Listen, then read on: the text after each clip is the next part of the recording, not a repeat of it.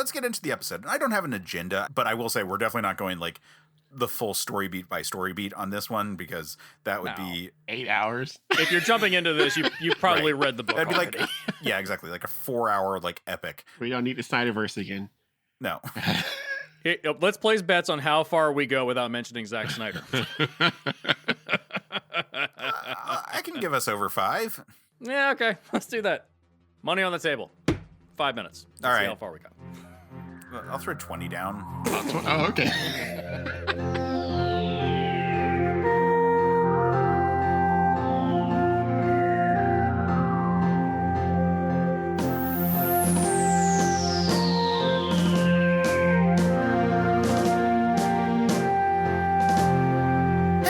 And welcome back to the Men of Steel podcast. I'm Case Aiken, and as always, I am joined by my co-host, Jmike Folson. Hey, everybody. Prepare to be as confused today as I was earlier when I was reading this. I mean, are you confused, or are you a bad boy? Are you a sinner, Jmike? Unfortunately, no. I'm like a giant teddy bear. So you're saying that you have redeeming qualities, that you're redeemable, I hope so. right? Holy crap. Yeah. Well, that's good. And that means that you and I can have like a fairly honest conversation about a book that is the exact opposite of that. Because today we are talking about Mark Waid's Irredeemable. And to have that conversation, we are joined by Jesse Fresco. Hello, I am back once again. Jesse, thank you for pushing to bring this one. This is a series that I have wanted to talk about on the show, but I always knew that it was going to sort of require a commitment to do a full reread of not the longest series in the world, but also not the shortest. Yeah, I want to talk about this because it's like, evil Superman, but done correctly. Yeah. There's a lot to unpack with that. It's not just the, hey, he went bad. It's the why, the how. What was the point that made him crack? Yeah, so for anyone jumping in who is not familiar with the series, Irredeemable is Mark Waid working with Peter Krause, but Mark Waid is a famously good Superman writer. Oh, yeah. One of those guys who you just ask him to write a Superman story, and he's going to write a damn good Superman story. He loves the Silver Age. He loves the Silver Age Superman. For real. He's also a damn good Captain America writer. He had a legendary Captain America run. And he's also the person who wrote the stuff with the amalgam of those two characters, Super Soldier. This is a guy who, like, you can just say, write me a Superman story, and he can write a damn fine Superman story. It's surprising for me that we haven't talked about him that much on this series, because Mark Waid is actually one of my favorite comic writers of all time. He wrote the series Impulse, which is a intensely formative book for me that, like, I don't think I can quite explain to people, like, how much I love it and how much it was, like, part of me figuring out, like, what it meant to be a teenager when it came out. So it's surprising that we haven't, like, talked about Mark Waid that much on here. So Mark Waid has been an editor and a writer for DC and Marvel and bounced back and forth between them. This came out in a period where he was kind of frozen out of DC at the time. And so there's a bit of venting about Superman. But you know what? It's not just like I'm mad about the character. It's kind of like when Mark Grunwald did Squadron Supreme. It's like the stories that you couldn't tell because they need to be just slightly disconnected from the actual characters in question, you know? This is a commentary on a Superman thing by way of doing a Superman analog and being allowed to, like, really, like, ask these questions of the whole series and see how far you can push the conversation about what do you do when you have a renegade Superman and, like, when Superman goes bad. Yeah. And still have a hopeful ending, which is, like, a surprising component of the series. Yeah. Considering just, like, how terrifying he makes evil Superman. Yeah, how overpowered he is. It's showing that he's near unstoppable. There's almost nothing that can stop him. It shows just how devastating it would be. Like, oh, he could hear you wherever you are on the planet, just as a whisper. And like one of his families, they haven't spoken in like 20 years, and they use chalkboards to talk to each other. Yeah, because they're terrified of him. Psychologically, would that make sense for those people? Probably not. They probably would have sneezed at some point, but it for the sake of the story, it's a really fascinating scenario. I think they were afraid that they knew that the Plutonian could hear them and knew where they were. I thought their whole deal was they just didn't want to, like, have him hear anything that that they say. Yeah, gambling that he wasn't, like, looking at them at the exact moment. Yeah, like the fact that he's so powerful. This is clearly like him venting about some Superman stuff that probably was bothering him. What was happening with Superman at the time? Who was the writer on Superman around this time? What was the stories that were happening? This is around the time of the New 52, really. like 2010, 2011. Okay, so this is they're rebooting and Yeah. they're restarting and trying to do something fresh. So maybe that bothered Well, him. and like I said, he was like kind of frozen out. Maybe it bothered him because he wasn't brought in to work on To them. be fair, I wouldn't want to be in that either. Again, I don't want to present this as being like completely a spite work. I don't think this is quite to the degree of like Battlestar Galactica was for Ronald D. Moore after coming off of a brief tenure on Star Trek Voyager. Yeah. That one is like very clearly like, this is my rebuttal to everything being said here. Yeah. Let me show you how it's done.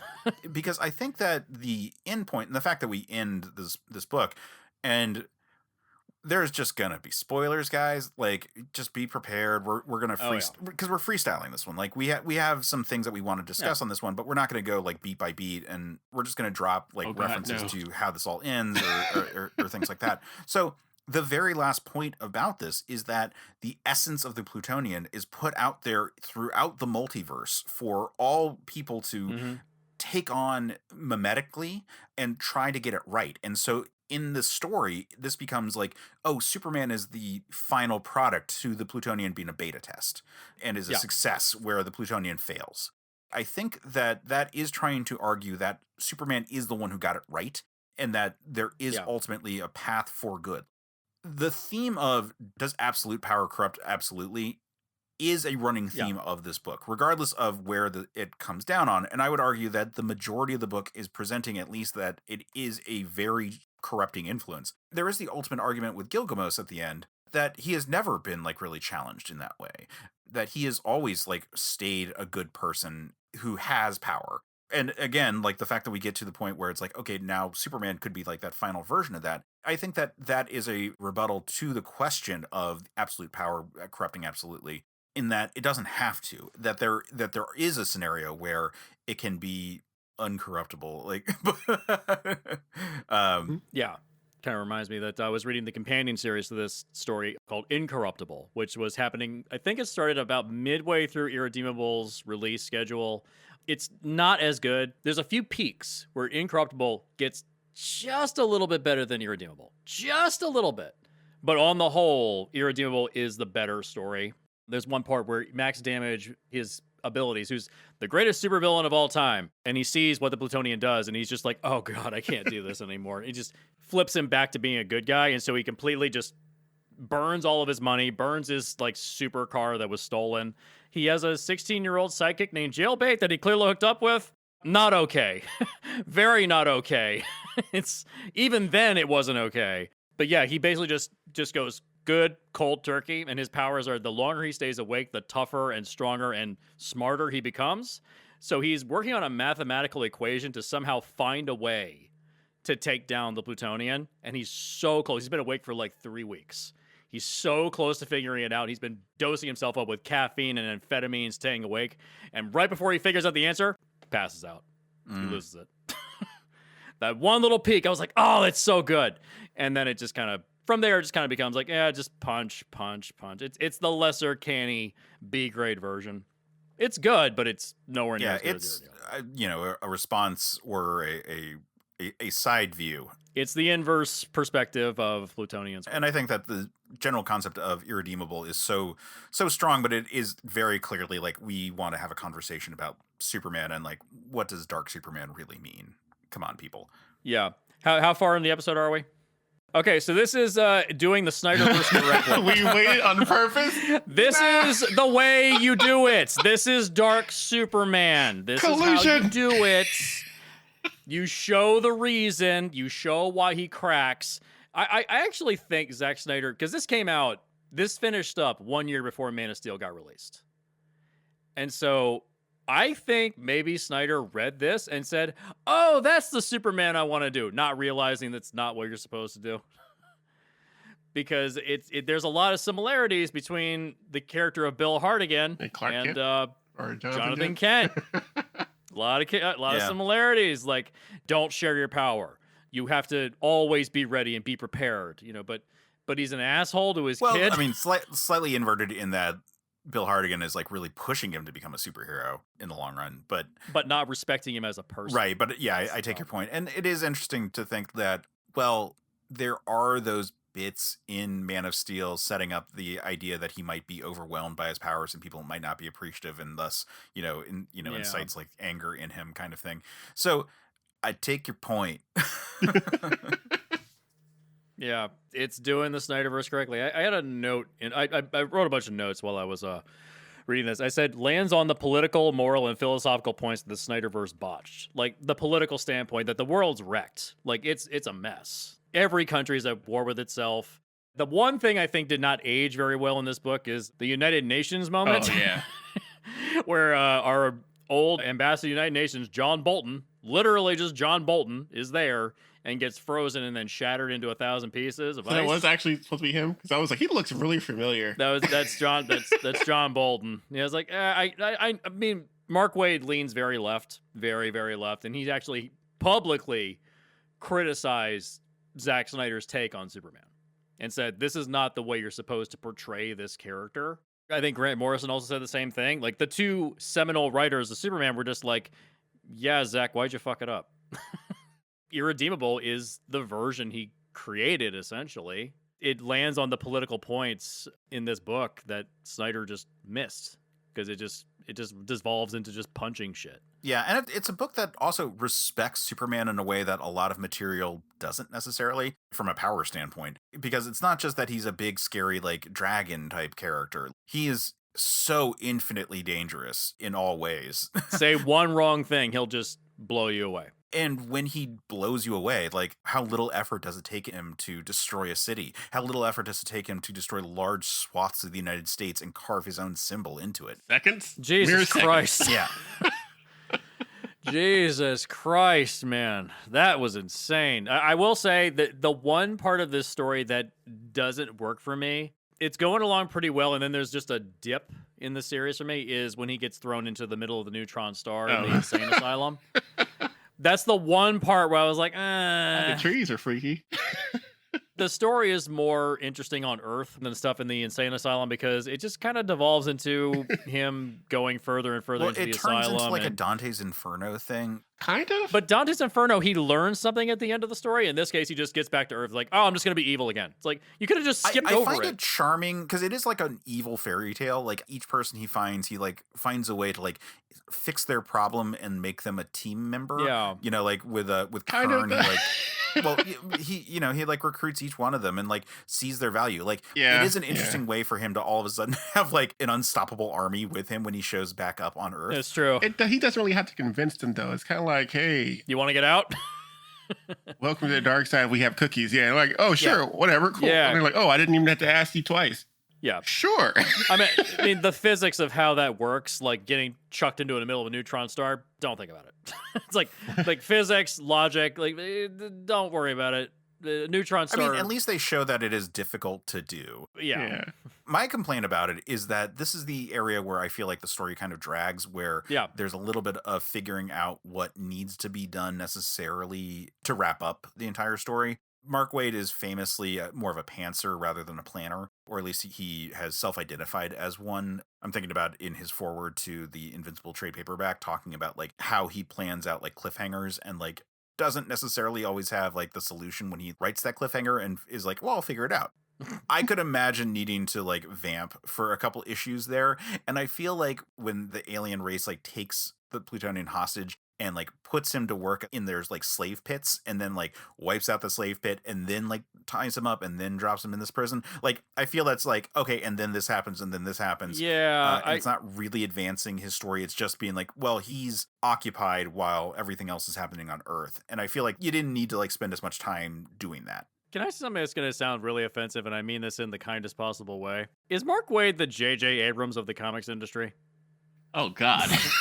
I'll figure it out. I hardly... No, I hardly think so. I'm making a joke. I'm being facetious. I'm just making a joke. But yeah, it you can see it in some of his other work. Like even Kingdom Come, there's some issues where part of that story is like, does he have a direction here? Does he have a real solution for how he's going to end this? I mean, yes, it is following the Book of Revelations. Again, I'm not trying to like say that He's just throwing twists out there for the sake of having twists. I'm just saying this is a spot where the series felt like it was vamping for a minute, which happens with books. Like Invincible is another one of my favorite books of all time. It has a very big like vamping section right after the Viltrumite War. Yeah. That happens when it is like a creator-owned book that like goes for any sort of length of time. And I just feel like it could have been just like slightly shorter, but we're talking about like maybe like 5 issues less total of the whole thing. Being captured by the aliens and the neutron star, that's really where it drags. Once he gets back to Earth, this story just kicks back up again. Yeah, because you could have combined the neutron star thing with like the mines that he was on for the why not make the prison also a workstation?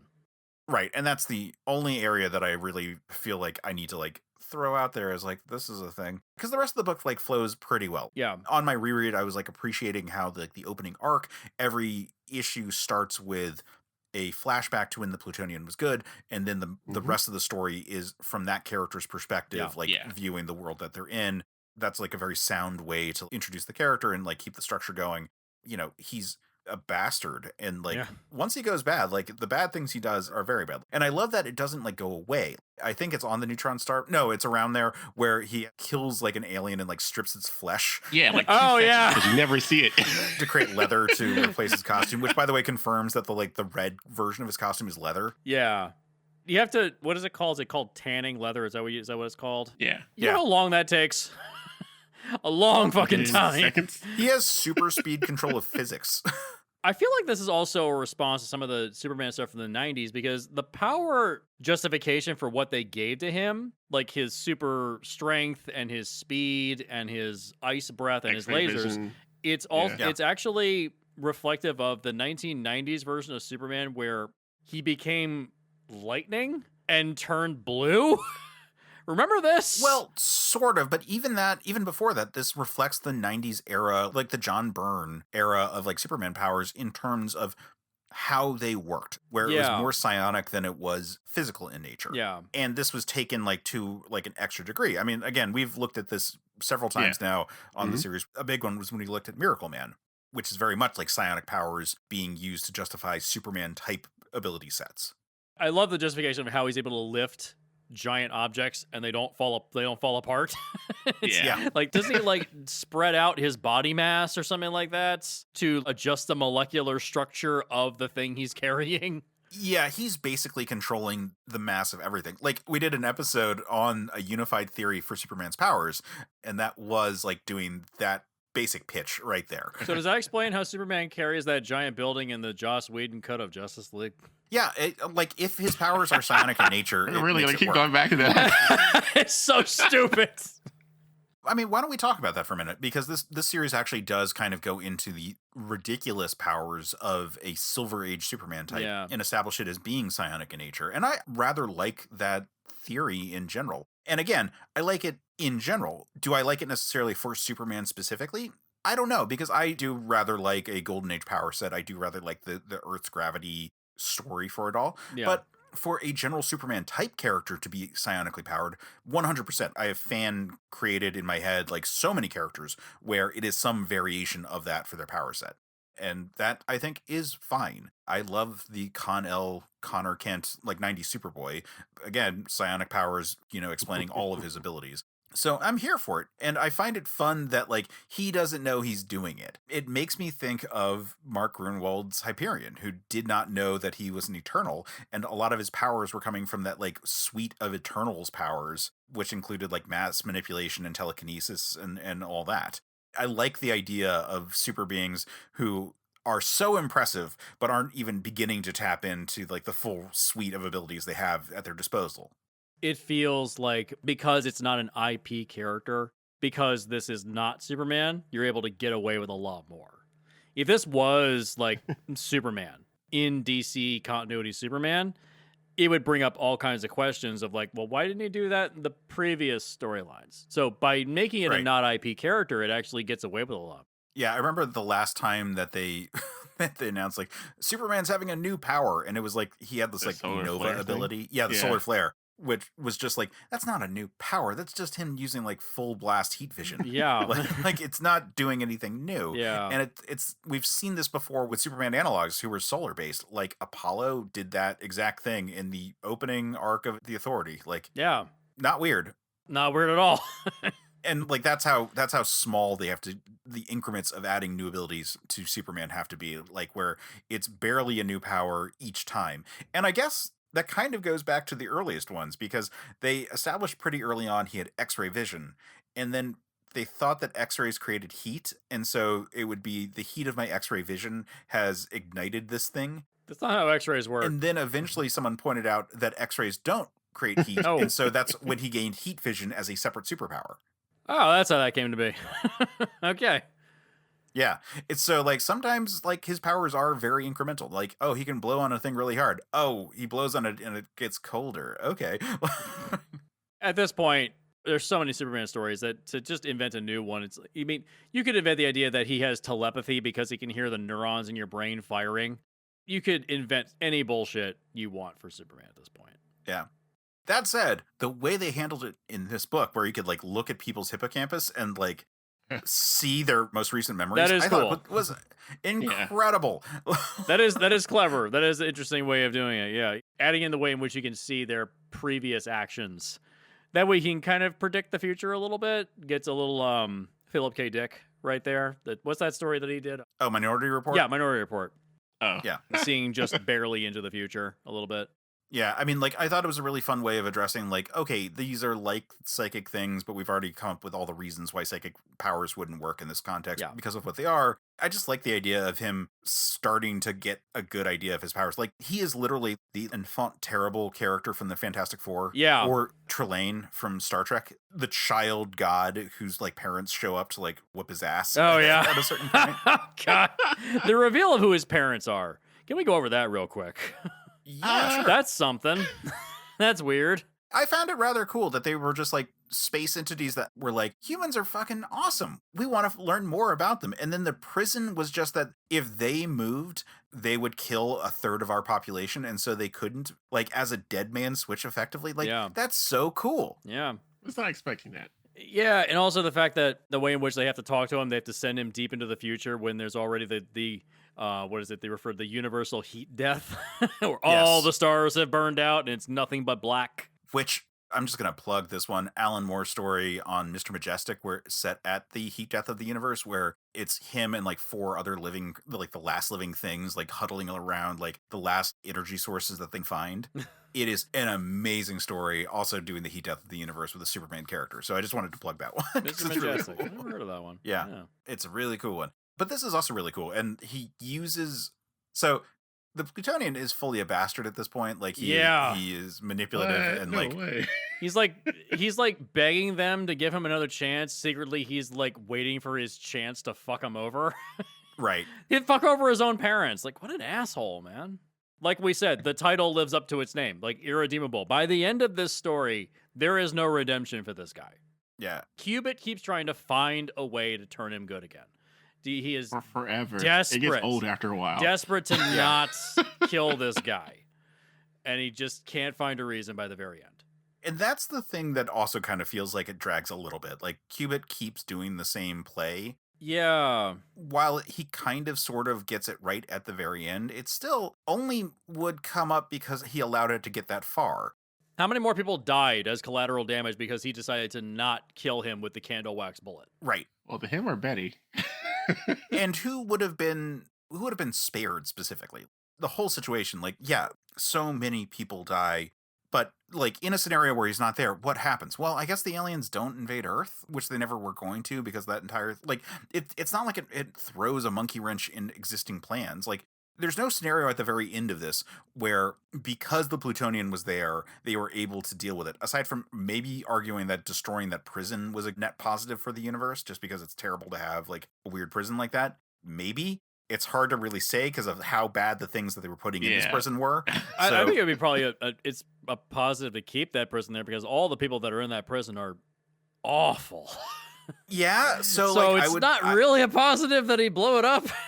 I mean, did he blow it up? They kind of just let it rot. They kind of just like, they ran through it. They tear through the entire thing and like rip the whole thing apart. Okay. My point is that, yeah, it's probably good that prison exists. And the people who died because of the Plutonian, especially when he comes back the second time after being like locked up and like burns his insignia in the continent, a lot of cities are destroyed. Oh, God, yeah. Not just like the big one, but like a lot of cities are destroyed. Like, I am sad that I forgot that detail when I was doing my Superman analog video on Irredeemable, on the Plutonian, because I talk a lot about like his war crimes at the beginning of the series, and I totally forgot to like bring up the ones at the end where it's just like, yep, no, he's truly a monster in some really terrible ways. It's full on scorched earth by the end of this series. Right. Why he doesn't just like punch a hole through the planet, I don't know. And that gets back to like why the prison scene is a little bit weird, where he's like, come to Earth with me, where we can reign as gods. Like, well, what is actually his like end goal for this one? I get him being angry and like lashing out and like really fucking up things, but at a certain point, just like go wander and find a new place to be happy. Like keep going until you find your people. That's the biggest issue I have with the series. That's the biggest problem I've always had with like traditional villains where like, I'm going to destroy the world. It's like, dude, you live here too. Like you need food like we do. Apparently he needs to sleep. He needs to eat. He needs water. In general, physiologically needs the same things that we do. He needs to breathe in some capacity. So it's odd that he wants to destroy the planet because... Does he though? Does he really need to breathe? Because he was chilling at the bottom of the ocean for a while, and then he also went to the moon and was like chilling out in space. Trying to think. Let's assume that he could find another world because he knows there are other worlds. Like, the Paradigm had saved other worlds plenty of times. So, like, he knows that there are other, like, life-bearing places that he could go. Why not just pull a Dr. Manhattan and go to Mars? Like, either shit or get off the pot. Like, either just destroy the planet or move on. Either of them doesn't matter. Ultimately, that's why I think, like, him being fully, like, taken off-world kind of makes the universe too small, or makes Earth too small to, like, really matter at a certain point. But excluding that point, I think that it is a really fun journey for this character that, again, just runs a few beats too long. But I do appreciate, like, getting all the way through, like, finding out his origin story is really cool. Seeing his parents is really fun. I love the way that they try to manipulate each other. Those are cool sequences, and it's a good visualization of that. I love the history leading up to the character. I love the weird fucking demon character that he has to contend with. Oh, yeah. What, is that supposed to be Etrigan the demon? Is that what that's supposed to be? I think it's supposed to be a character like that. You know, like, all these are very archetypal. A lot of these are analogs of DC and Marvel characters. He reminded me of the demon dude from Invincible for a second. Who is also very clearly like maybe not so much Etrigan, but like Hellboy kind of theme. Yeah, I can see that. It's all going back to like the demon type character, and I think with like the word system that like he uses to like come in and like through possessing a character is A lot of these, I think Etrigan is very much so. Yes. Yeah, a lot of these are clearly, very clearly analog versions of Marvel and DC characters. Like Cubit is clearly Mr. Fantastic. It's Mr. Fantastic. Like, it's just, he looks the same. It's like, and you have, who's the guy with the wings? Remember his name? Gil. Yeah. Gilgamesh, It definitely is Hawkman. Yeah, it's definitely a Hawkman. Yeah, like the Golden Age Hawkman character. Yeah, the whole I've been alive for 2,000 years thing. Yeah. Oh, wow. There's no Wonder Woman analog. I was kind of surprised by that. There's no Wonder Woman analog. Maybe Bet Noir, but no.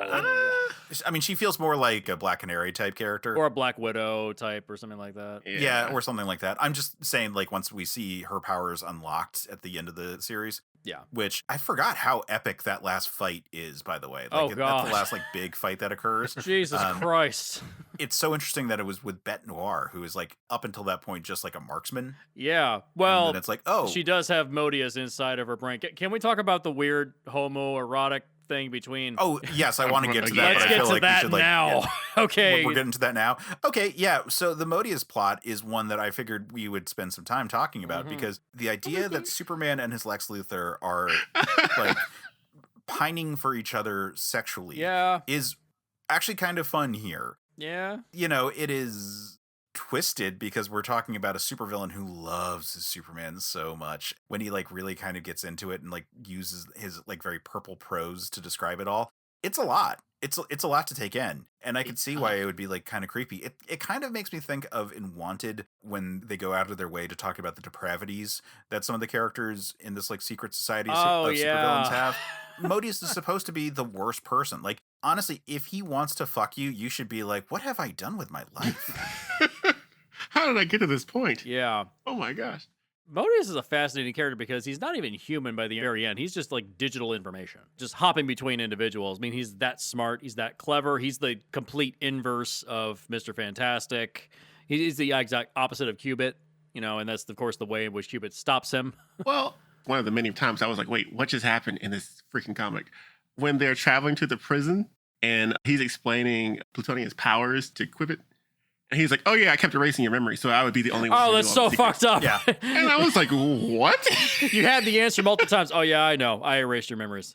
Remember that one time you couldn't stop sneezing for a week? That was me. He just couldn't stand the fact that somebody beat him to the punch. He just couldn't stand the fact that somebody got it before he did. It's like, what am I reading? Oh, yeah. I mean, is it Lex Luthor? I also got vibes of like Mr. Sinister. I mean, I would say Reverse Flash. He's on that level for me.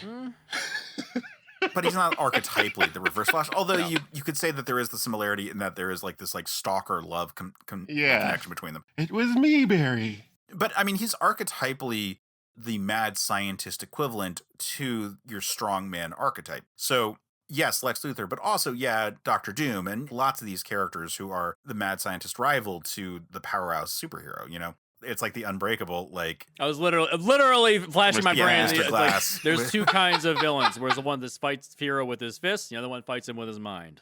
Right. Yeah. And this is the fights him with his mind one. Yeah. And so, yes, I would say Lex Luthor is like a valid comparison point, but I mean, it's not literally one-to-one, especially going away from like the businessman Lex of the 80s. But looking at like Silver Age Lex, like, yeah, there's some comparison points there. Yeah. I mean, is it? Cause like, I feel like Silver Age Lex just wanted to be better than Superman. He wanted to prove that like he was the best. Well, it's also, there's clearly a racist element to Lex, and you couldn't quite put that on the page at that time. Now you can do that. I have a feeling that's what the James Gunn Superman story is going to be. Like, Lex just can't stand the fact that this alien from another planet somehow is better than him. He just can't stand it. There's a clear racist element to Lex Luthor, and the Snyderverse totally botched that by turning it into, like, Superman is a godlike character, and my dad was religious and he beat me, therefore God was beating me. Those are the logic points you have to get back to why Lex Luthor is terrible as a character in Batman v Superman. Anyways. So Modius is not that way, though. Modius is not that way. Modius is, they go out of their way to describe how much of a sociopath he is. Like, he really, such an asshole. He really just, like, does whatever he wants for the sake of it and has no conception of, like, how their emotions would work in these situations. Like, he doesn't understand people's rationales. Hiding inside his sidekick's brain just as a Trojan horse is so fucked. Are we going to talk about that too? Yeah. Can we talk about that? That weird homoerotic between Samsara and Plutonian? That's a little strange. Well, again, we are talking about twisting and jabbing at all of the archetypes that go into comics in general, but especially like Silver Age stuff, which is going to include the like seduction of the innocent, rebellion against comics that occurred prior to that. Yeah. So I think it's worth like noting, it's the same way like that Watchmen turned everything from Charleston into like kink stuff. It's true. Yeah. Also, the character of Hornet is clearly like Nightwing. There's also Hornet. Well, Batman or Hornet or whatever. Any kind of, he looks a lot more like. He looks like Nightwing more, but yeah. But there's also issues of, there's one moment of sexual assault in this that bothered me a lot. I mean, but there's multiple sections that bother me. I was like, which one? Yeah, I mean, there's the one in the first storyline where it's like he's forcing the guy to rape the woman and he's telling the woman to save. Oh, yeah. There's that, which is incredibly fucked up. I wasn't sure if that was a flashback or not. No, it's he has multiple flashbacks. Clearly, Plutonian's getting off to it. This is really fucked up. When the Vestmans take the Plutonian away, there's a moment when Carrie pulls Kaden into him and kisses her, like that World War II sailor photo. She had a problem with him doing that earlier on, right after her brother died, and he was like, "No, get away from me." But in that one, she's like, okay with it. I feel like he kind of caught her off guard again, and she she's also kind of scared of him now. Like, yeah, that is true because he kind of flipped the switch in a major way. So Modius, I think, is a really interesting take of that sort of like fetishizing of the dynamic between like the hero and the villain. Yeah, it's so intense. Yeah, these two have been at war for so long. It's like, how is it that the Plutonian hasn't stopped him? Right, and the fact that neither of them are quite clear how they want to approach the relationship going forward. Like, even Plutonian is like kind of like at times almost into it, but ultimately, if we go off of ladder theory, if you remember that for all my early 2000s nerds, Plutonian's the one higher ranking on the ladder in this relationship, and so like he sort of rejects Modius because Modius is going to keep chasing him and like doing him favors ultimately. taking out members of the Paradigm along the way. Yeah, exactly. Because, evil bastard, but he's a useful evil bastard, and he'll do more for him that way. Oh my God, that's so gross that I just referenced ladder theory for this, but it does apply. The enemy of my enemy is my friend. Or lover, in this case. Right. Jeez. By the end, when he's just in Bet's head, that is layered to the point where you can make a fucking cake out of it. Jesus Christ, dude. Literally, Modius living inside of Bet Noir's head, his ex-girlfriend, who she was cheating on Gilgamesh the entire time, and she has the answer in her brain of how to stop him. And now she's been taken over by the greatest supervillain of all time, and they're fighting, which is metaphorical of fucking. So clearly, like, that massive explosion at the end when they just decimate an entire city, Man of Steel style, it really does look like the ending of Man of Steel. It doesn't feel like a fight scene between the two of them. Like, right as they kiss, a massive explosion happens. It lays it on pretty thick. That's a strength of Mark Waid here in terms of creating the stakes when he needed to. Like, Plutonian has been established for pretty much the whole series as being invulnerable enough, but there are things that can, like, do damage to him. Yeah. The fact that, like, Survivor is able to fight with him. The aliens are... When he's in the alien prison, or the Vespan's teleportation tech that works on him. These are all things that they can use to establish that he's invulnerable, but not, like, completely invulnerable. Yeah. Like, you can theoretically beat him in a fight. And then to have Bet Noir all of a sudden be revealed to be this powerhouse, Waid shockingly pulls off like this, like, bait and switch on a character who has been around this whole time but has not been that level of power, although there have been moments of hinting that, like, oh, there's something cool going on with how her guns work and how all that works. But to finally reveal, like, oh no, it's like Sue Storm type, where, like, it's not that just she's invisible, that she's actually, like, so powerful, like, she could go up against Green Lanterns. Yeah, I do think that the end of the series where she's revealed being, like, just living this life of excess. She, like, just walked away from the Paradigm and she's living, like, in this beach house with a bunch of hunky dudes. I was like, why? Where'd this come from? It's just to get to the point where she is revealed as actually being this powerhouse. Like, if she was still with the Paradigm at that time, there'd be no way to get her in the same place with Modius so she could be taken over. Mm-hmm. That's the one get out of jail free card I will give the series. It makes no sense why she just fucked off. It really does not make any sense. She disappointed her father and everybody else around her that she didn't kill Plutonian, but Cubit didn't do that either multiple times, so why is she upset about it? Because she was the first one. She could have done something when it first popped off, and she felt super guilty. But he wasn't crazy then. Well, that and the whole affair thing, which wasn't really an affair because they weren't married. But that doesn't mean anything. Like, she was still with Gilgamesh. She was like, because she went through like this entire like flashback trying to explain it all away, and I was like, chick, you just cheated on your boy. Well, also, I think that the whole thing with Gilgamesh is a little bit messy because he's been alive for how long? Like thousands and thousands of years. You telling me he has thousands? Tell me he's never been cheated on? That's what Black Bolt was saying. Black Lightning, Black Bolt. What is his name? It's just Volt. But it's just Volt. They even pointed out, like, yes, I'm a black man with lightning. Yes, it's cliche. That was hilarious.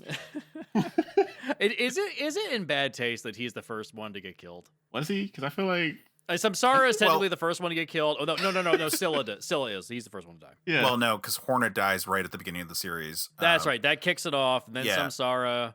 But is it in bad taste to get rid of Volt? No, he's not the first one to go by any stretch at that point. Like, we have lost so many people. Why can't he fly? Because that's idiosyncrasies of his powers. He's more Black Lightning than Black Vulcan, and that's why he can't fly, is ultimately the answer. But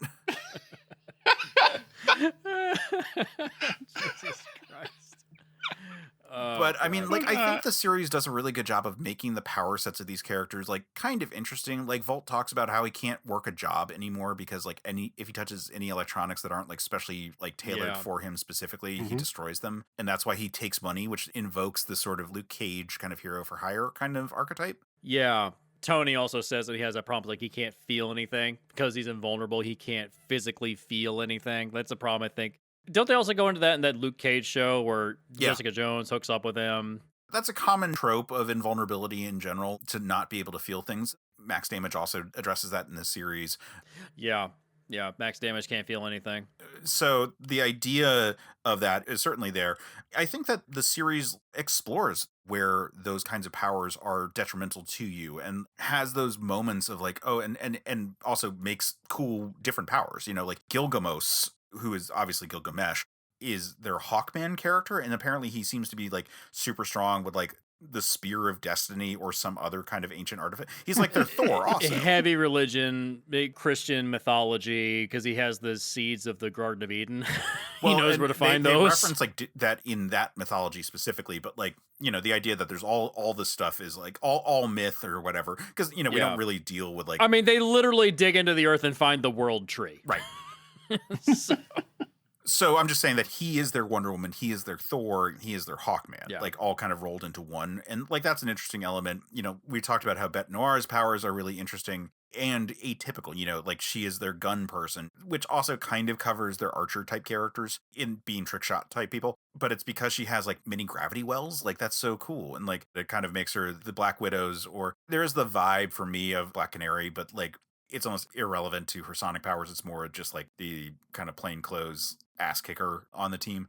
But then let's talk about the brothers. Let's talk about Scylla and Charybdis, who goes on to become Survivor. Yeah. I find them so interesting. First of all, they're like the Green Lanterns of the group, and that their powers are linked is an idea that I had fucking played with my own fan characters. And then the series came out and I was like, well, I can't do that now. I always thought they were the Wonder Twins. And yeah, like that idea also kind of plays out there as well. This idea that they have like roughly 2 Green Lanterns at the start of the series. One dies, and then the other one is all of a sudden like so powerful that he's able to take on and apparently win against the Plutonian, which is ridiculous levels of power. Sets up that this character is like, okay, well, now this is the powerhouse who has moved into the vacuum, which, if you think about it from like a geopolitical standpoint, reflects like so many situations in how like nations act when they like take over conquered territory. Yeah, there's always a worse person to fill the power vacuum. Right. And so Survivor very quickly starts overpromising and pushing the members of the paradigm away. Yeah. And being upset when people don't like respect him enough in the times of like him announcing victory. Yeah, when he screams at them like, why aren't you happy? It's like, dude, you're a psychopath just like him. You're crazy. Clearly, he's got some level of megalomania, narcissistic personality. You know what it is? It's the ending of Grant Morrison's run on All-Star Superman when Lex Luthor gets Superman's powers. It's that 10 pages where he gets the powers of Superman, and he's like, I can see all of reality changing around me. He's like, he gets the power to fly, he gets super strength, he's got all those powers, and he's using it for all the wrong reasons. I mean, he's certainly a bad Superman in the sense that he's like not particularly good at his job. He's not competent is part of the thing. Is there an analog version of that? Like a Superman that's just terrible at their job? I mean, he's good in a fight. I guess like ultimately Goku. He's great in a fight. Oh yeah, he can kick ass in a fight. Yeah. In terms of like actually like the logistics of like fixing the world, he's like not particularly good at that. And he's got a short fuse, and he is just like a weird fucker in general. Yeah, he's a team breaker, not a team maker. Yeah. Yeah. It's like, I don't need any of you to fight my fight for me. And then, of course, he gets his ass kicked. He's a Lancer all of a sudden being thrust into the role of the hero. Yeah. That doesn't work for him, and it pushes him too far, and he goes nuts. And I would argue that he is the one that is making the case for the absolute power corrupts absolutely being personified here. Mm-hmm. We already established it with Plutonian, and then it's like, yep, and now the next time someone has that level of power, they're also going to be corrupted immediately. And that's why I think that this is an interesting conversation about that question, regardless of where it comes down on. We see him continue to fuck up throughout the course of the series up until it's revealed that, oh, wait, there's actually 3 brothers instead of 2. Triplets. Yeah, that I will say that did feel a little smashed in. Because it ultimately goes nowhere. Right, especially because, like, I mean, you feel like it's going to matter in a big way. It doesn't. Until Gilgamesh, like, kills Survivor, and then it's like... The power transfers only to one person. And he just totally misunderstood how the powers worked. Yeah. It's always the coming symbol out. on their chest. There's only 1 at the top, 2 at the bottom. Like, I get it. Right. Yeah. It does make it kind of surprising that Carrie in the first place did share his powers, though, because he's the one who honestly wanted it, and at first was like fine with sharing. And that's sort of like the argument that he did become corrupt over time, that he wasn't always like this level of like narcissist. Well, it kind of started off as like a revenge thing, a revenge kick. And then it kind of like grew from there until he was like, I am the Mandarin. I could see I could see a prequel series detailing how Carrie was secretly planning to kill Scylla the whole time. I mean, considering the relationship with Kaden, who we Yeah. should probably move on to next because I think she's very cool. Probably my favorite character in the series. But we could talk about Scylla for a minute there. It's cool that Scylla comes back as a ghost at the end of the series. Ghost and a zombie. Yes. Yeah. That was a sequence that did not feel as squeezed in there as it could have. This is why I don't mind the third brother plot that much, because it does explain their symbol. And generally speaking, I like the writing and I like the relationship between Scylla and Kaden that we finally see after it had been hinted at for so long up until that point. Yeah. It allows you to just get to that point where everybody meets up at that one point at the monastery. Right. Like, it starts to feel like things might be on the ups. Like, all of a sudden, a character who had been, like, written off this whole time is back with them. Like, they're starting to, like, get people together. Like, Gilgamesh joins up with them. And, like, it seems like this group is, like, starting to assemble. And, like, yeah, we're mounting our, like, counteroffensive against the Plutonian and against Survivor. All right. Yeah, let's go. And then things get horribly, horribly fucked up. Thanks, Gil. But in the time up until then, Scylla is able to be restored to a functional space by Kaden. And Kaden is so cool. Like, so I mentioned that Scylla and Carrie are effectively the Green Lanterns. Kaden could also be argued to be the Green Lantern of the team. Yeah. I mean, she's clearly the caster of the team. Like, if there's a magician character, she's the one who fills that niche. Zatanna, I guess, maybe. Right, yeah, bit. exactly. She tells stories to, like, cause them to summon those things. Like, it's very much Storybook Smith from the Alan Moore Supreme run and God stuff. damn it. Oh, God damn it. You're right. It is. Where it's like, we're going to fight you with the power of folklore. In this case, it's Japanese folklore, so it's all samurai and Ronin, and it's fucking dope. Yeah. Can you imagine the comic book with this character if there was a real book about this character? Like, it would be full color, but then, like, the ghosts she would summon are just black and white manga characters. So it would just be like, do. Oh, like, you're going to attack me? Lone Wolf Cub. And then boom. And then they're dead. That's why she's so interesting as a character, because her power is just so outrageous compared to the rest of them. Everyone's like, oh, you know, this guy's got control of lightning, this guy can fly, super strength, you know, Bet Noir can shoot guns really well with some weird powers. Like, oh, she literally tells stories to create other creatures that fight for her. She doesn't do anything other than just tell the story in the middle of the fight. She doesn't actually get in there with her own hands. Right, she's the caster type character in that regard. Yeah, she just stays in the back. But her summons apparently can go quite big, because when her friends die, like when Volt is dead, her talking about Volt is able to summon Volt. But is it actually his soul? It might be like an echo kind of situation where normally it's not like a fully sentient version, but it's like them acting as if they were on that field, you know, as she tells the story. Yeah, I couldn't tell if it was actually their spirits or if it was actually like her interpretation of that person manifested into reality. It kind of reminds me of Eternal Sunshine of the Spotless Mind, where Joel is stuck in his own head and he can't get out. And so he's imagining Kate Winslet the whole time, but it's not really her. It's his interpretation of her talking to him. So it's him talking to himself the whole time. That makes sense. I was going to say it's kind of like, what would Brian Boitano do? Because you could imagine like her just being like, what would Brian Boitano do if he were here right now? He'd probably kick an ass or two. That's what Brian Boitano would do. All of a sudden, this like ice skater would just like appear out of nowhere and kick an ass or two and then like, you know, disappear. That's the summons that like kind of thing that we're talking about here. Yeah. Except in the case of Scylla, where because he was like half dead and then like she was able to maintain like a much deeper connection, like their story was being told together by her at that moment. He was able to be like fully sapient on this plane, but otherwise normally would be more of an avatar. Yeah, because he's technically, I think, brain dead at that point, so he's technically not a living person. Like physically, well, he's they moving do around, kill the body, but yes, I mean, yeah. But it's in the process of doing so, like freeze him to like linger as a revenant on this plane. Yeah, it's an interesting character in terms of just changing the power set compared to everybody else, because up to that point, a lot of their powers are punch, you know, laser beams. This is the one outlier where it feels completely different from everybody else. Well, they do a good job of just having the characters who matter level up. Like, consider where Cubit is at the start of the series versus at the end of the series. Oh, where he creates 10,000 copies of himself? Right. It's literally the Council of Ricks. Yes. It's the Council of Ricks.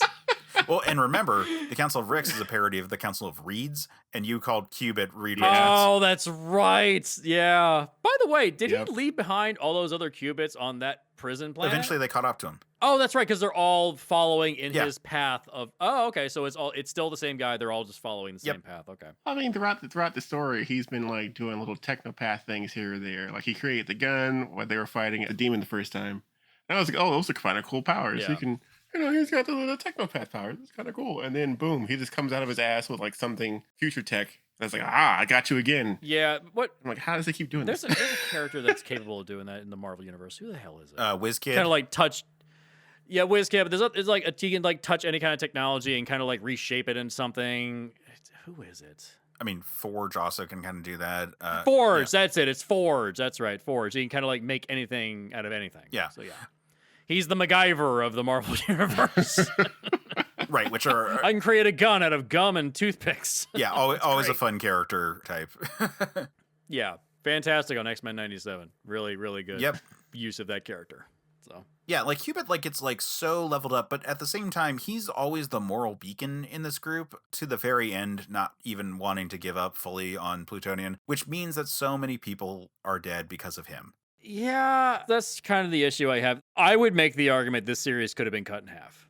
As much as I love all those scenes, like later on, like, the Bet Noir stuff and the Kaden stuff with Scylla, and like as much as I love all that, you could have cut a lot of that down and made it about half the length and just had Cubit kind of just say, fuck it, just kill him. If the story ended with him being killed when the alien showed up, I would have been like, okay, perfect, great.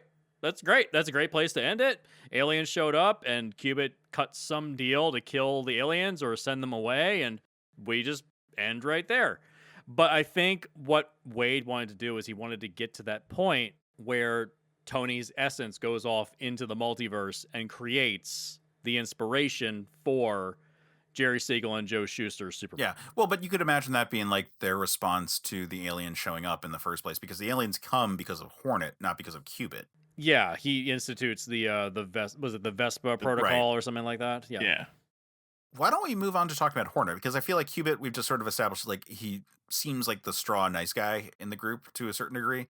A little on the manipulative side, but no more than something like Professor X. Yeah, or Mr. I Fantastic. love when he's like actually starts like threatening, like taking out the teleportation, and I feel like Yeah. the argument here could be that like Awesome. when the aliens show up, like Cubit goes and like forces a scenario where like the Plutonian gets like divided throughout the multiverse as like ideas to get it right this time, and in doing so destroys the teleportation technology that the aliens have stolen from him or something to that effect. Yeah. But it's interesting that the aliens get this teleportation technology because it's given to them by the Hornet. Yeah. The first time we see him is getting vaporized in like the first like 5 pages of the comic. Yeah, well, his whole family gets vaporized. Yeah. Except for the daughter, I think. I thought everyone, but oh no, you're right. No, The it's daughter, like she's spared. The Yeah, little girl, he's like, I'm a guess who I am? superhero. I'm a Yeah. superhero. He That's flies right, off, yeah. and I was like, what? yeah, the like hell? setting up how bad the Plutonian is. That's a hanging Chad. They never did resolve what happened to the daughter. Yeah, no, that's true. But the Hornet, they talk about being this great hero so much in the background. Like, they talk about how he saved the world and how they never really explained it until we get finally the scene, and it turns out, oh, he didn't save the world. He bartered. You cut a deal. Yeah, he cut a deal Yeah. and got them off our back, but at the same time, fucked over everyone Doom. ever. All Yeah. throughout the Doom half the multiverse. universe. He turns from Batman into the Red Hood. Yep. Yeah. Fuck him. I'll just find any way to solve this problem. And it comes out of his like suspicion of the Plutonian specifically. It's wild that that's the deal that he strikes. It was kind of cool behind his rationale. Because I was like, oh, there's like a totally Batman angle to this, because he's like super suspicious of because they're best friends. Yeah. But Like, there's that one they're moment best- where Tony Yeah. slips and says, so when does Donna get back? Right. He was like, wait a I never second. told him my wife's name. Yeah. There's that moment in Superman Returns where Clark is just kind of floating outside of Lois's window while she's having a discussion with her husband. It's so creepy. So creepy. And I kept thinking to myself, oh my God, that moment is a response to that scene in Superman Returns. Mhm. It's totally the response to that. It's like, it's so weird and creepy and manipulative. And it's just this seed of grossness. Just, ugh.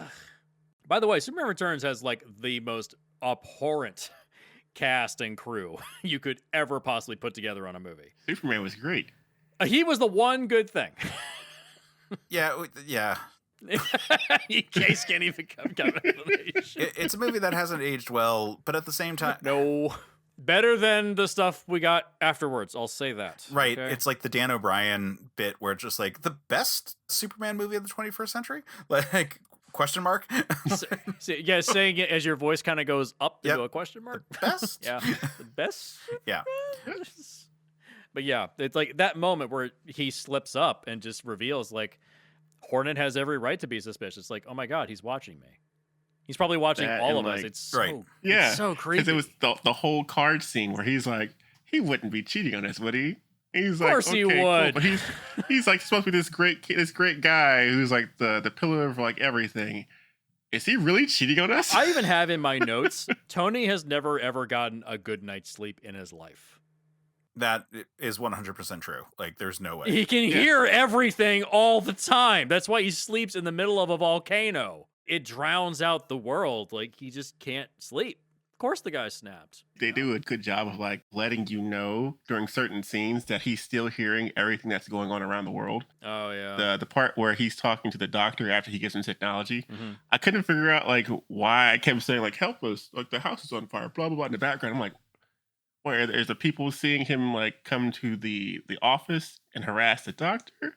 I was like, oh, he's still hearing everything around the world while this is going on. Yeah. Mm-hmm. Now I was like, oh, right. And that's the thing that pushes him to like step off to like go to the moon so that like he can't hear anything. Yeah. Just give me 5 minutes. And that's please. why he misses the emergency beacon, so he doesn't get to the sonic plague. I want to talk about the sonic plague, but Hornet, I do want to finish like saying Hornet. I think it's interesting, like setting up this Batman character who's all set to like go out and be a hero, and then the Plutonian shows up right before he was supposed to like make his reveal. Surprise! And then always like was in the shadow of these superhumans, and then he like quote unquote saves the world, but it's by cutting this deal. I find it really interesting that they set up Batman that way. He is the Batman archetype on the team. He is the human on the team. The only one that's allowed to hang, despite the fact that he doesn't actually have any of these powers.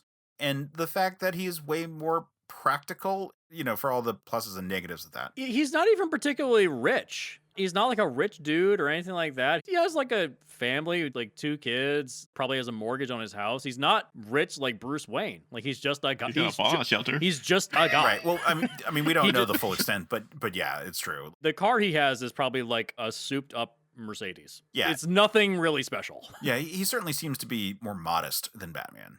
Yeah. That's all he could afford. If he could afford a Lamborghini, he probably would have gotten a Lamborghini. The fact that he's so practical and so simple, and yet the whole story just hinges on him. Because if he hadn't sent that one thing, that one Vesper protocol, the aliens would have never shown up, and Tony would have probably destroyed the world. He just barely got off the Vespa protocol right before dying. I think it goes into that meme of like Batman can do anything if he has enough prep time. He can do anything as long as he has prep time. Mm-hmm. Which I've grown to be very kind of tired of at this point. Yes. There's that image of Superman, the Flash, and Batman lined up to do a sprint.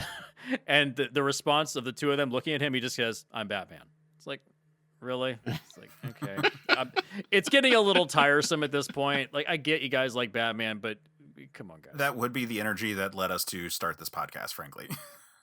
It really is. Case is telling no lies here. It got really old. Yeah, after a while. I'm a little sick of it. I'm a little tired. Batman has prep time. Everyone has prep time. That's not how that works. Right. That's not how that works. That's a harsh deal, man. Like, he gives up every single alien world that they have ever visited, continues to give up new worlds that they ever visit. I mean, imagine like DC of this era. Like, anyone familiar with the Legion of Superheroes knows just how many worlds are out there that would be included in this. So we're talking about hundreds of sapient worlds. Does that include the multiverse as well? I mean, it seems to be teleportation, so probably in their reality. Yeah.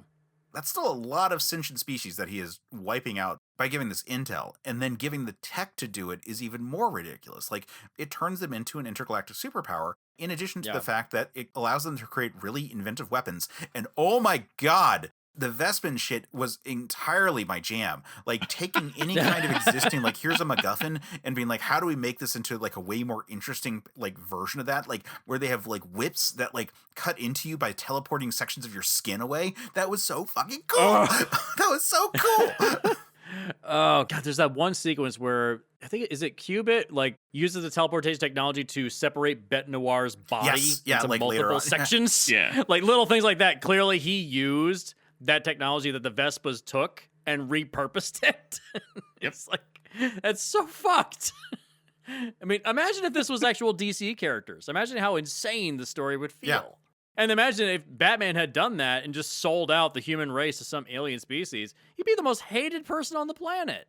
Mm-hmm. It's probably a good thing these aren't IP characters. Right. I mean, you could make a comparison to Watchmen in terms of this being like IP adjacent and being allowed to make a strong statement about comics as a whole and like thoughts about the world and all that. Because Rorschach is supposed to be the Batman of that universe, as far as I'm aware. That's what Alan Moore, I think, has said in the past. But he's also the Question. You know, it's like rolling these archetypes together in that regard. And I would say that is what is going on in this book. The thing is, I would say the book runs a little bit on the longer side and isn't quite as collaborative in terms of like the strength of like all the things that are being contributed. Like Peter Krause is like a good artist, but I just don't feel like I'm getting quite as many like interesting artistic details that like Dave Gibbons would give. Yeah, that's a complaint I've had. That is a very high bar, and I am not trying to like rag on anyone right now, but I'm just saying that like in terms of like the artistic work, like in a tier list, like Watchmen is S tier, and I would say this is A tier, you know?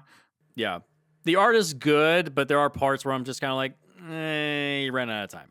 You can just kind of feel like there's a few parts where the artwork it's fine, but it doesn't quite get across like the fine details. Right.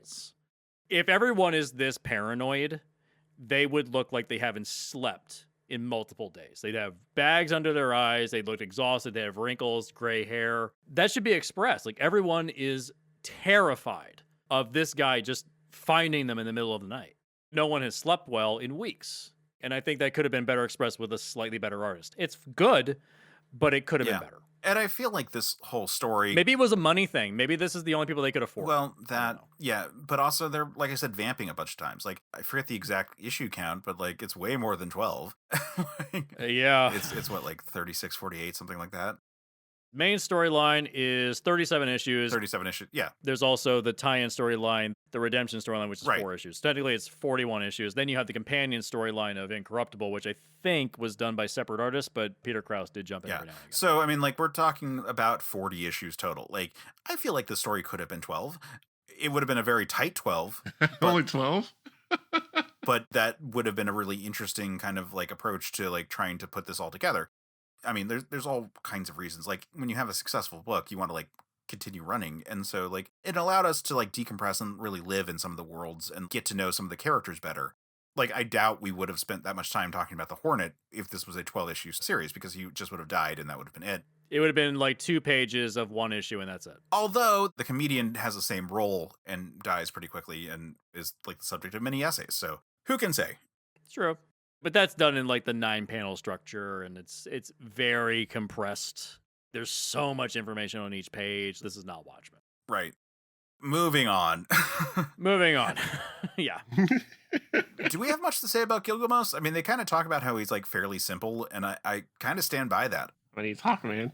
There's not much to talk about. It's a Hawkman, but then he loses his wings. I thought at the end of the series they would give him, like, they would turn him into Archangel, give him metal wings. Right. Like, they would, like, Cubit would build him new wings. I was waiting for that, and it never happened. I was like, that's disappointing. I will say, when he's in prison and he has only one wing and he cuts it off to, like, use the bones to break out of prison, that's a cool. Really cool sequence.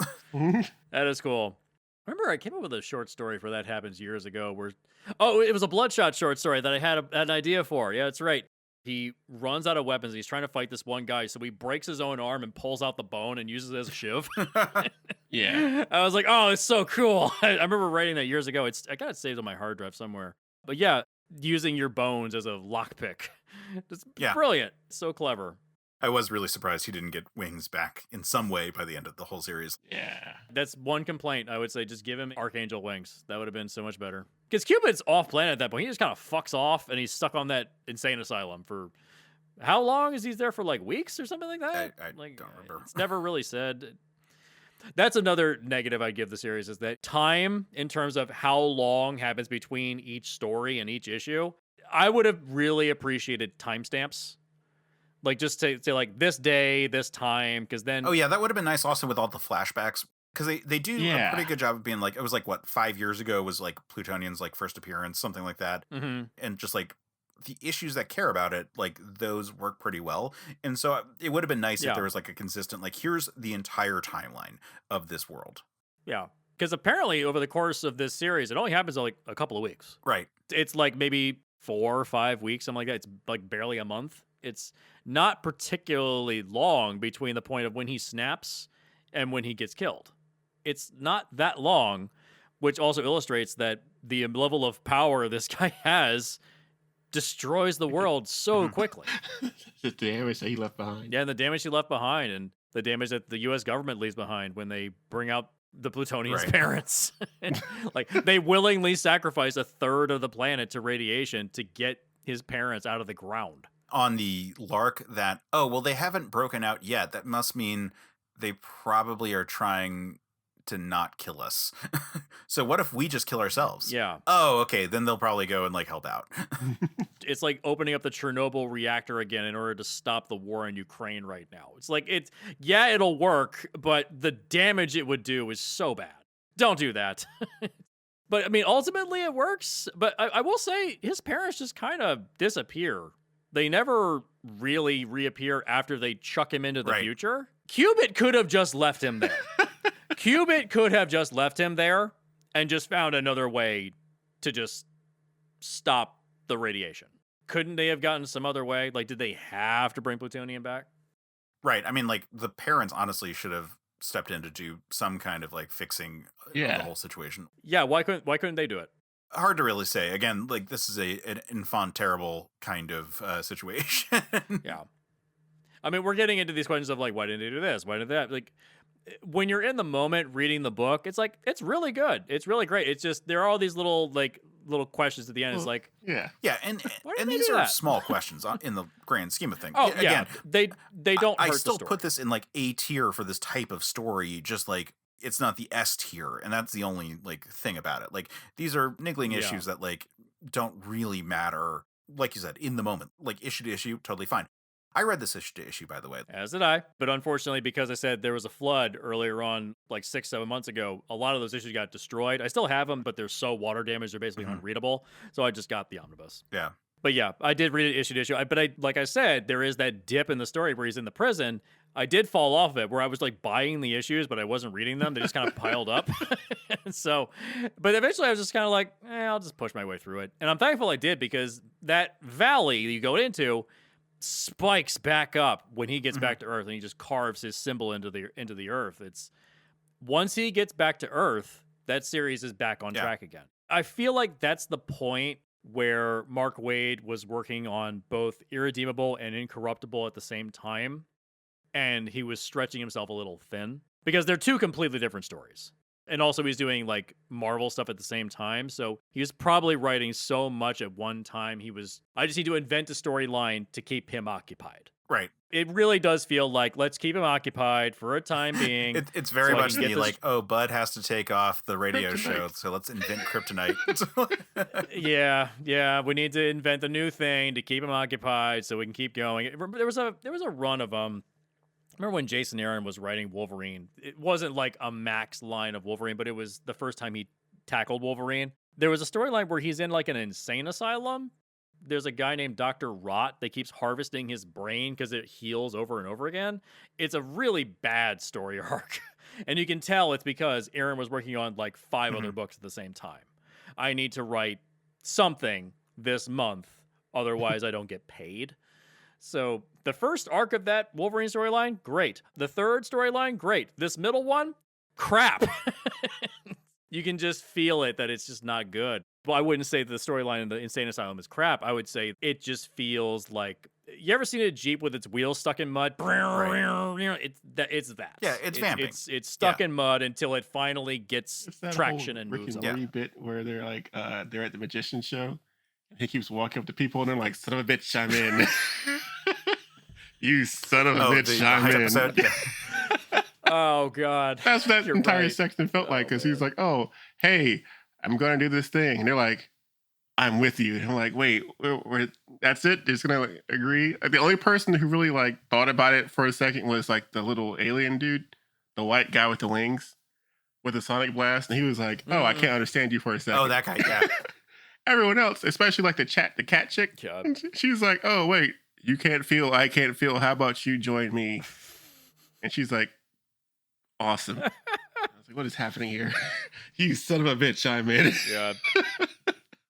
Jmike, so this is your first time reading Irredeemable. Yeah. What is your big takeaway? Like, what is the big thing that you wanted to talk about having read it now? The first couple of pages, I was like, holy crap, Case, what do you have me reading again? But then this took a lot of twists and turns, and I was like, oh my gosh, I can't stop reading this. This is like one colossal fuck up after the other. And I kept looking at how many pages I had left. I didn't finish the entire thing. I got to like volume 8, and I was like, okay, this is going to take even longer. But I still want to finish reading this. This is really freaking good. Like, I got to where the parents showed up. But, like you said, I had some issues with it. Pacing issues. Yeah. They jumped back and forth. I was like, okay, cool. I kind of got the reason why he snapped, but then again, I didn't get the reason why he snapped because, like, the Hornet, you can kind of see it coming from the jump. And, like, it didn't sneak up on anybody because he was always like, oh, you guys don't appreciate me. Or like, he'd say something like that for a second, and then he'd, like, revert back to normal. So, like, the chinks in the armor were kind of already showing from, like, the very first flashback he had. And then throughout the series, he's like, no one appreciates me. I hate it here. You people don't care about what I do for you. I save you guys' lives the entire time, and no one says thank you. They're like, we did say thank you. I was like, you didn't say it enough. So screw you guys. Yeah. I'm going to kill more of you. There's an issue of, you guys ever read Astro City? Remember that? Oh, yeah. Yeah. I think you know the issue I'm going to mention. There's a character that is on call 24 hours a day, and he operates for 23 hours and 59 minutes. He gets 1 minute off for himself. And he's just constantly going around the city, like solving crimes, solving problems. And then he gets 1 minute to himself. You know what he does with this time? He just flies. Just Well, in his dreams, yeah. in his dreams, but just on his own. It's just like he just flies. Just doesn't think about anything, just kind of just enjoys his power, and then he gets back on the clock. Yeah, that's the first issue of Astro City. Yeah, very first issue. It's a great way to interpret how Superman would actually just take a break. The problem is that this character, Plutonian, he never got a break. Like, the one time he takes a break, he fucks up. It's like, why can't you people just be happy? Because there was also that one thing where, like, where he, I think the first flashback that we see, where he saves everybody at the stadium. Yep. And there's the guy in the stands. Everyone's like cheering, Yep. and then he's like listening to what everyone's saying. Yeah. And I was like, uh-oh. Mm-hmm. It's like rule number one, you don't listen to what everyone's saying. I think it was after, I forget who he saved, and he was like, that's the thing that Plutonian promised, to always be helping people and always be listening. And I was like, oh, so he's like always listening. Yeah. Oh, that's kind of why that turn happened. Yeah. How does he have conversations with people if he's constantly hearing all this noise? No idea.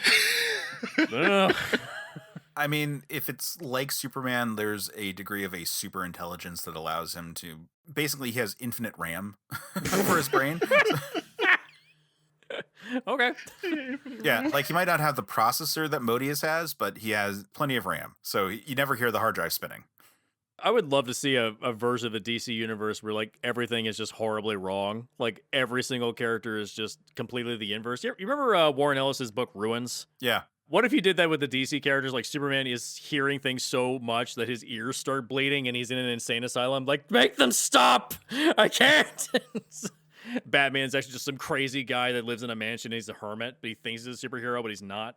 I feel like we've seen like nightmare stories with like the JLA that like kind of like stuff. Well, no, like JLA stories where they're like trapped in their nightmares like that. But yeah, it'd be fun to like have like an Elseworld or a multiverse thing where Yeah. you saw a version where everything is like so like pushed so far. Yeah. I feel like that did happen. I think it was like one of the JLU episodes where it was like Mr. Sleep or something had trapped everybody and Batman was the only one to figure it out. Well, there's like the key like in the JLA story, and I Not sure if that was in JLU also, but maybe Starro had something to do with that, I guess. I mean, all these could be a way to get to that scenario. Yeah. I know there's one where like Superman is like every whisper, like I can't do anything. I'm just destroying everything just by existing kind of one. I feel like we've exhausted our sort of ramble about the various characters. You know, I don't have much to say about the demon character who keeps on like popping up beyond just that he is dangerous and like, yeah, no, fuck him. Why would anyone trust him? Yeah, but what is the military that desperate? Apparently so. I mean, that's supposed to be the situation, but like, it was a mistake to be that desperate. Like, I mean, certainly there were better options, Yeah. like Plutonian's actual parents. why not call the paradigm? Like, you guys are paranoid of the paradigm being evil. It's like you're literally working with a supervillain. He's a bad guy. He's gonna, he's gonna fuck you over. Yeah, like why? I that's the one other thing I'm having a question about is like, why do they stop trusting the paradigm? If they're clearly fighting against Tony, why don't they trust them? Yeah, because the soldiers at the jail say that same thing too. They were like, "Why? Okay, why are we locking him up here?" The other guy was like, "I don't know. We're just following orders." He's like, "But they're literally the people who can stop him. So why would we lock them up?" Maybe it's a reflection of politics at the time, the war in Iraq and Afghanistan. Maybe that's what it was. It feels somewhat reflective because obviously John Bolton shows up. It feels somewhat reflective of the time, like the military takes charge of the government. There's nobody at the helm of politics at that point. The military is what has to take charge. There's no other choice. Overall, in terms of like tiers of Superman stories, it's not perfect. It's got a lot of problems, but it's quite good. It's really good. I just wish it was a little shorter. If it was at most 30, I would have said perfect. 37 plus the spinoff, a little much. I mean, you don't want every volume to have like 500 pages. Every volume was like, it was standard 22 issue comics for Boom. It was standard, you know. Yeah. It's just when you're reading it in omnibus form, it's, you know, you drop it on your foot and it breaks your toe. So Right. I'd also recommend the companion series Incorruptible. It's not as good. It definitely feels like B tier. There's a lot of pushes in psychology that really don't make sense. It's not as engaging story-wise. It is just just need to stop the bad guys and punch. It just does feel like traditional superhero stuff. It's also a funnier series. It's a lot more kind of jovial and kind of over the top, like the Jailbait character where Max Damage is hooking up with a 16-year-old, which is really creepy. And again, the character's name is Jailbait, not just describing her as Jailbait. I mean, it's why she was named Jailbait. I know, but just like in case anyone was like, oh yeah. Ask me questions. Her name is literally Jailbait. Yeah, but the psychology of another person that takes on the role of Jailbait is because her family was murdered, so she has a psychotic break and then takes on the role of Jailbait. That's not really how psychology works, but it's for the sake of the fun of the series, I could let it go. But there's a lot of free passes you got to give to that one. Yeah. As far as a new interpretation of the DC characters or just general superhero archetypes, it's one of the better ones. I probably put this maybe up there with, remember that series Class War that never got finished? Remember that? Yeah. Well, it had a very like rushed finish when it like finally got done. Yeah. Well, that actually is on like the docket for us to talk about at some point. I'll jump back in for that one. I actually quite like Class War. Yeah. Somewhere behind me, I can point to it. Yeah. Did it ever actually get its last 6 issues done, or did it just like fizzle? It wrapped up, but I think it like ended up being just 6 issues. Okay. Because it was supposed to be 12, and it never got finished. Like it was like the first 3 came out, and then it like held off, and like eventually the last 3 like came out. Yeah. There was supposed to be a promise of another series, and it never happened. So this is a really good take on like the evil Superman type. I'm really happy looking back over it. It's doing what we have complained about, but it's doing it very well. Yeah. That I think is a real mark of quality, because it is kind of trite to do like, what if Superman were evil in this day and age? And in this scenario, it's done very well, and it's done in a way where it's so Silver Age, but also he's so goddamn scary when you really get into it. Like, even in the moments where he's the hero, he's still like kind of scary because the implication. He's so fast that he just like beats the living crap out of everybody within like a nanosecond. Right. He's so quick. He's so fast, and he's so omnipotent. Like his hearing is so vast. Like his senses are so vast. It's a really well done series. If you haven't read it, I highly recommend it. I probably recommend you get it digitally. I'm just going to be honest about that one. The printing quality is not amazing. Yeah, Boom Publishing. I please put out hardcovers. I would hardcovers. They're bound much better than they are soft covers. I would take a hardcover any day. Yeah, they're more expensive, but one, they look better on your shelf. Two, the binding's not going to fall apart.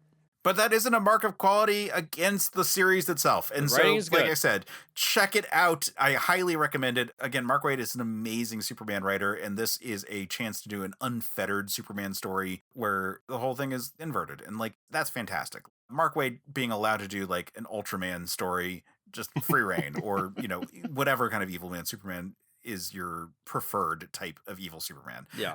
It's awesome. You should all check it out. Jmike, do you have any closing thoughts about the series?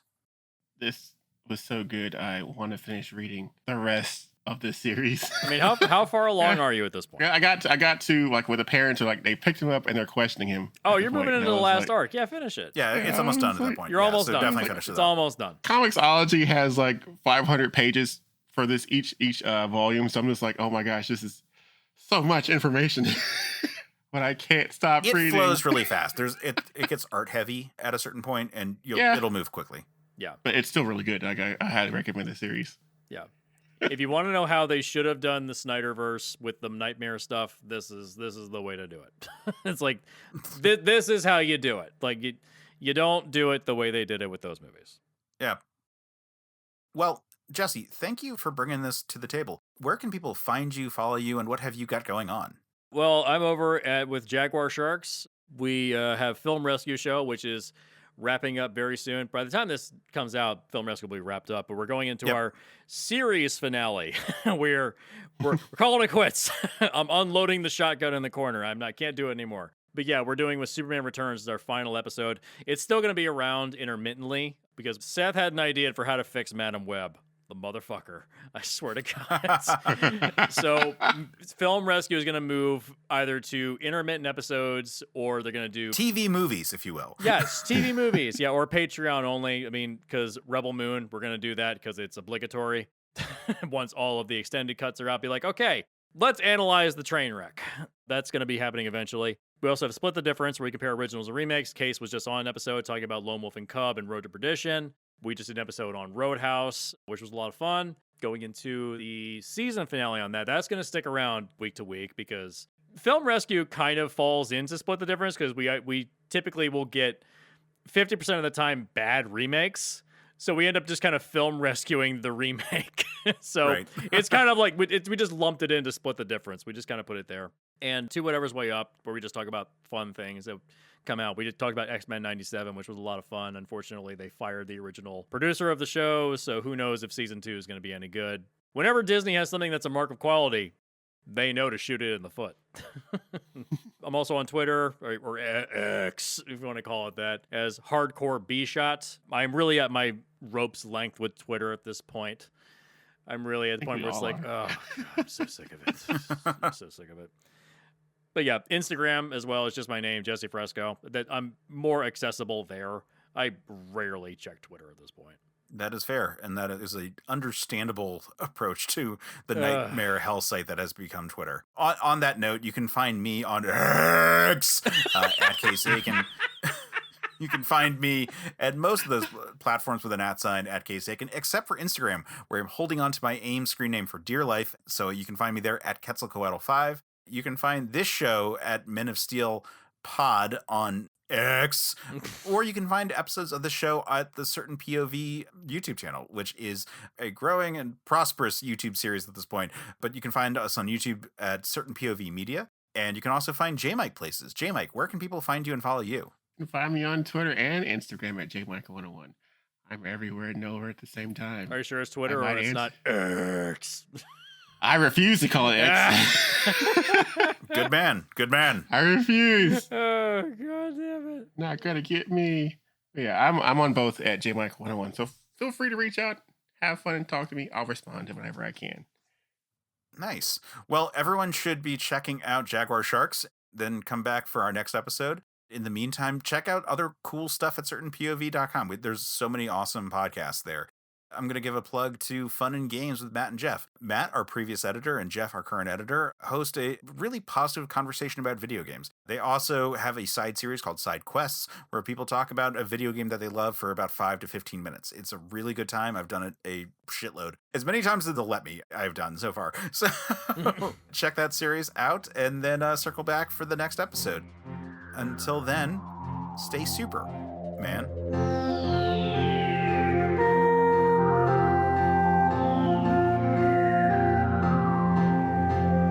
Men of Steel is a certain POV production. Our hosts are Jmike Folsom and Case Aiken. The show is scored and edited by Geoff Moonen. And our logo and episode art is by Case Aiken.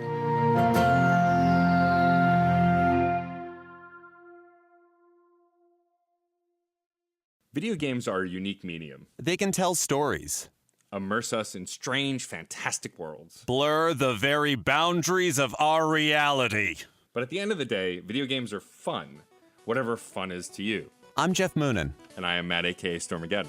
and on Fun and Games, we talk about the history, trends, and community of video games. It's a celebration of all the games we play and all the fun we find within them. And there's so many more games out there, so we hope you'll share in that conversation with us. Fun and Games podcast with Matt and Geoff.